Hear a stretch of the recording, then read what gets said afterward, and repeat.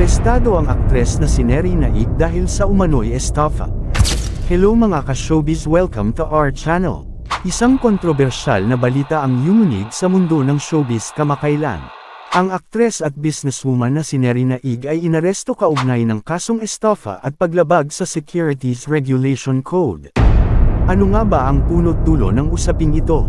Alamin natin. Noong ika-23 ng Nobyembre, sa isang basement convention center sa loob ng isang mall sa Pasay City, na-serve ang warrant of arrest laban kay Neri Naig.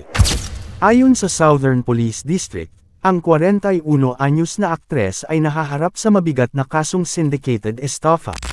Ang Presidential Decree 1689, kung saan nakapaloob ang kaso, ay nagpapataas ng parusa para sa estafa kung ito ay ginawa ng sindikato na binubuo ng 5 tao o higit pa.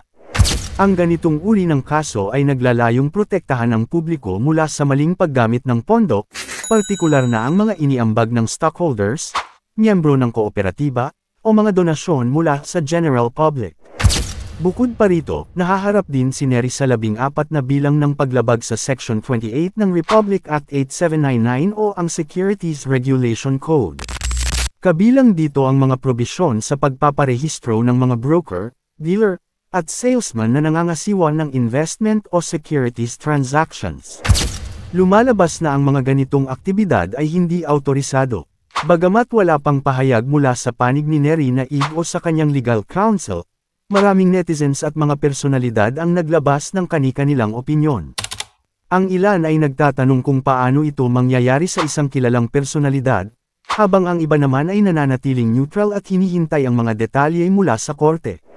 Ang syndicated estafa ay isang non-bailable offense sa ilalim ng batas.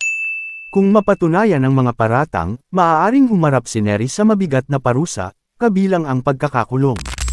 Ang paglabag sa Securities Regulation Code ay may kaakibat ding multa at posibleng pagkatanggal ng anumang lisensya sa negosyo o kalakalan.